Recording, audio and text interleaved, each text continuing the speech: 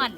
Thì hôm qua mình và mẹ mình có câu được một ít cá rô á. Thì với số cá rô này hôm nay mình sẽ làm món cá rô kho mắm cho các bạn cùng thưởng thức nha. Nguyên liệu mình đã chuẩn bị xong hết rồi. Giờ mình sẽ bắt tay vô nấu luôn nha. Trước tiên thì mình sẽ nấu mắm trước để cho nó ra cái nước mắm.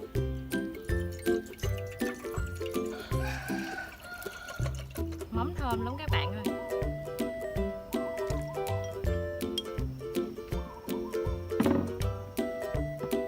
Mình sẽ bằm một ít sả để tí nữa mình khử cho nó thơm.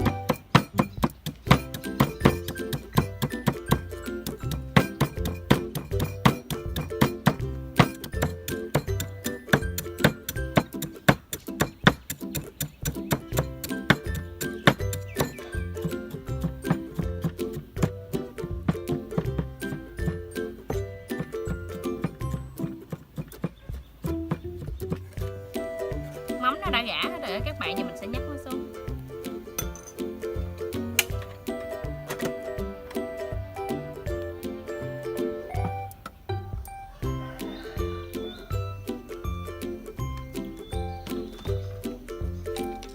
Dầu nó đã sôi rồi mình sẽ cho tỏi với hành vô phi trước. Đó mình cho sả vô luôn.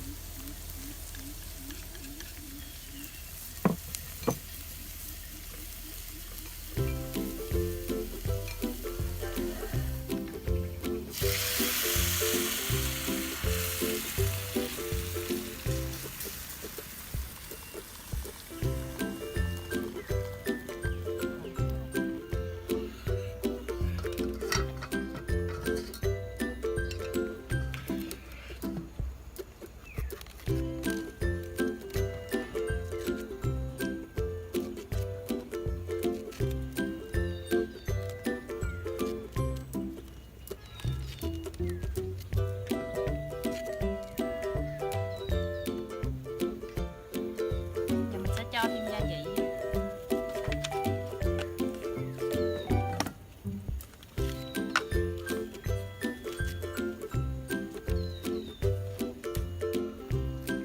Cũng thơm quá các bạn ơi.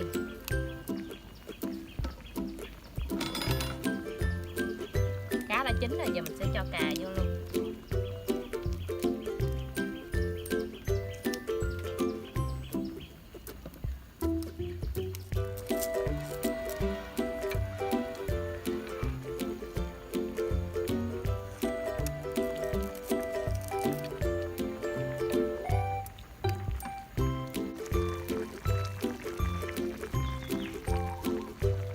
Mời các bạn cùng thưởng thức chung với mẹ con mình nha. Đây còn gấp bún nha. Ôi giời, đâu rồi.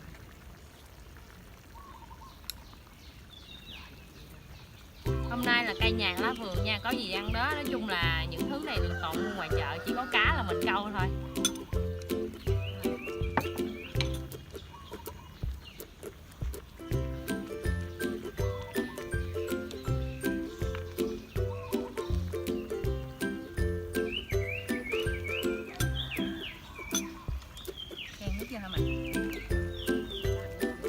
Ăn phải có bài bản.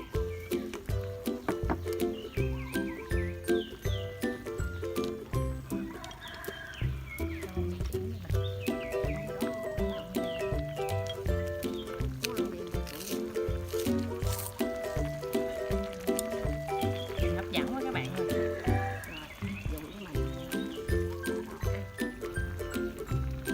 Thấy trứng cá không?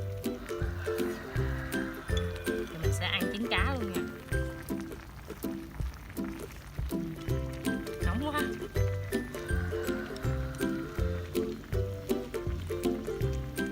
Trứng cá béo quá các bạn.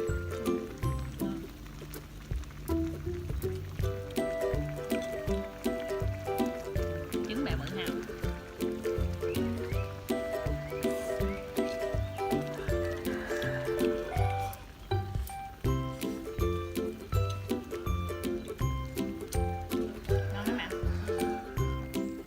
Món này chắc hợp khẩu vị mẹ mình rồi, cho nên mẹ mình ăn bún được quá. Ăn nhiều. Chan nước với mẹ. Ăn phải bài bản, cho miếng cà nè. Cá đi luôn mẹ. Ồ, cá Cá còn hả? Chưa hấu nụ.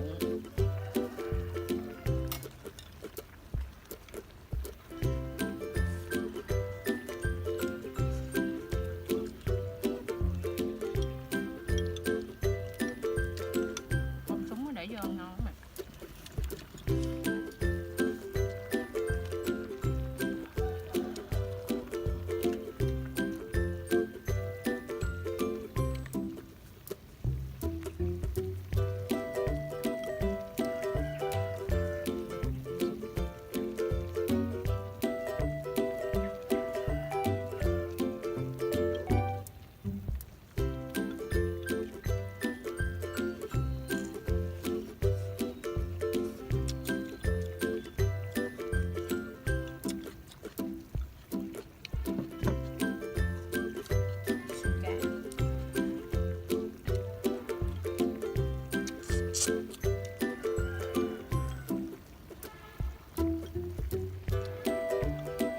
Cá này nấu mắm á, nó hơi bị xương nhiều tí.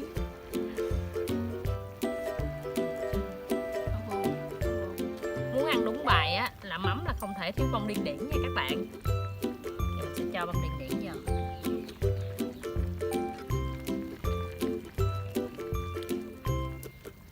Mình đừng để lâu quá, bông điên điển nó gục thì nó sẽ không có ngon á. Chắc mình phải dùng muỗng mới múc được bông điên điển á.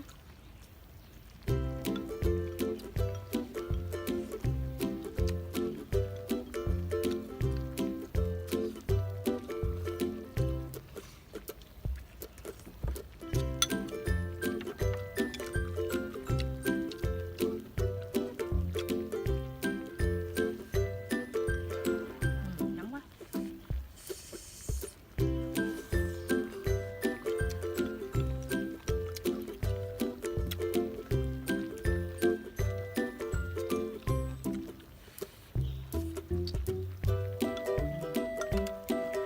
Ngon lắm ạ.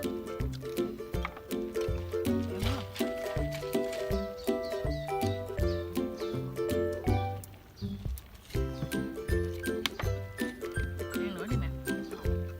Các bạn cho hai mẹ con mình xin ngưng clip tại đây nha. Cảm ơn các bạn đã xem video của mình. Nếu các bạn thích kênh của mình thì hãy nhớ like, share và đăng ký ủng hộ mình nha. Bye, chào tạm biệt các bạn.